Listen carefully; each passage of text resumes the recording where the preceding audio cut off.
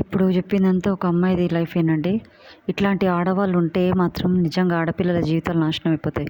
ఇలాంటి వాళ్ళని క్షమించొద్దండి. సొసైటీ క్షమించొద్దు. ఎందుకంటే ఇప్పుడు ఈ అమ్మాయిని సతాయిస్తుంది. రేపు వాళ్ళ ఇంట్లో రెంటుకున్న ఎవరన్నా ఆడపిల్లలు మంచి అందమైన అమ్మాయి వచ్చిందనుకోండి, పాపం ఆ పిల్ల ఇన్నోసెంట్. ఆ పిల్ల జీవితం కూడా నాశనం చేస్తుంది. ఏం చేస్తారో నాకు తెలియదు. మీరు ఏం చేస్తారో నాకు తెలియదు. నేను పోలీసులకు ఒకటే చెప్తున్నాను, సార్ మీరు ఎట్టి పరిస్థితుల్లో అయినా ఆ అమ్మాయి మీద యాక్షన్ తీసుకోవాలి. ఎందుకంటే పోనీయండి సార్, నేనంటే దూరంగా ఉన్నా, ఆ అమ్మాయి ఇప్పుడు వాళ్ళ ఇంట్లో రెంట్కు అడ్డమైన వాళ్ళు రెంట్కి ఇస్తారు సార్. అలా ఎవరైనా మంచి అమ్మాయి వచ్చిందనుకోండి, ఆ అమ్మాయి జీవితం కూడా పాడవుతుంది సార్.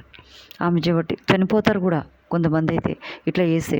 అందుకోసమే నేను ఒక్కడే చెప్తున్నా, ప్లీజ్ పోలీసులకు ఒక్కడే చెప్తున్నా, ఇమీడియట్గా యాక్షన్ తీసుకోండి సార్. మీరు ఈ ఆల్మోస్ట్ కూడా పోలీస్ స్టేషన్ వాళ్ళకి చెప్తున్నా నేను. ఎందుకంటే ఇలాంటి వాళ్ళు ఉంటే మాత్రం సొసైటీ పాడైపోతుంది. ఆ అమ్మాయిని చూసి అందరూ ఫ్రస్ట్రేటెడ్ అవుతున్నారు. ఒక్క చెడ్డ పురుగు ఉంటే అన్నీ చెడుతాయి. ఇది మాత్రం నేను ఒక్కటే చెప్తున్నా పోలీసు వాళ్ళకి, sir please take the action. తీసుకోకపోతే ప్రాబ్లం అవుతుంది. వాళ్ళు ఏమైనా చేస్తారు. చాలా అంటే చాలా ప్రాబ్లం అవుతుంది సార్. ఒకటి రిక్వెస్ట్, ఏం కాకముందే మీరు యాక్షన్ తీసుకుంటే మంచిది. అల్మాస్ కూడా police station, please sir, I'm requesting you again and again, please take the action.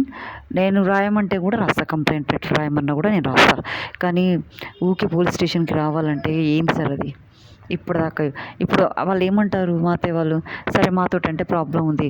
ఇప్పుడు వాళ్ళ పోలీస్ స్టేషన్ దగ్గరికి ఎందుకు పోయింది? మరి కాలనీ వాళ్ళతో కూడా ప్రాబ్లం ఉందా? పోలీస్ స్టేషన్లలో ఎందుకు తిరుగుతుంది? ఆమెకి ఏం అవసరం అంటారు. ఇప్పుడు నేను ఎట్లా యాక్షన్ తీసుకుని సార్ చెప్పండి.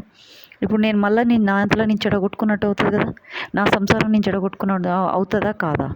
ఇప్పుడు మీరు ఏం చేయమంటారు? మీరే ఆలోచించండి. నేనైతే కాని పనిగా ఇక నేను ఇట్లా కాదు, నేను ఎట్లా వెళ్ళాలో అట్లా వెళ్తాయి. ఇక మీరు హెల్ప్ చేయకపోతే మాత్రం అల్మాస్ కూడా సార్ ఎంతోమంది ఆడపిల్లల జీవితాలు నాశనం అయిపోతున్నారు సార్. నా ఫ్రెండ్ లెన్సీది కూడా అమ్మాయి జీవితం నాశనం అయిపోయింది సార్. పోలీస్ స్టేషన్లో భర్త ఉండట్లేదని చెప్పేసి పాపం కంప్లైంట్ పెడితే కోర్టు కేసు వేసి పడేసారు సార్. వాళ్ళని బెదిరించి సంలాయించి వాళ్ళు కలిసి ఉండేటట్టు చేస్తారేమో అనుకుని పోయింది ఆ పిల్ల జీవితం నాశనం అయిపోయింది. ప్లీజ్ సార్, ఇట్లా ఎంతమంది ఆడపిల్లల జీవితాలు నాశనం అవుతాయి. ప్లీజ్ టేక్ కేర్ తీసుకోండి సార్. నెగ్లెక్ట్ చేయకండి, ఎస్పెషల్లీ ఆడపిల్లల జీవితాలు. వాళ్ళ ఊసురు మనకు మంచిది కాదండి. నేను ఒక్కటేసారి రిక్వెస్ట్ దండం పెట్టి చెప్తున్నా, ఎంతమంది ఆడపిల్లల జీవితాలు నాశనం అంత ఊసురు మనం అంటగట్టుకున్నట్టే. బ్రహ్మంగారు చెప్పినవి కరెక్టే అవుతున్నాయి. దొంగ స్వాములను నమ్ముతారు, ప్రాణాలు తీసుకుంటారు, వస్తూనే ఉన్నాయి. అవునా? తల్లిదండ్రులను కొడతారు, భర్తలని తిడతారు. ఇవన్నీ ఆయన చెప్పిన ఏది తప్పుతుందండి? ప్లీజ్ ఆలోచించండి సార్, మానవత్వంతో ఆలోచించండి.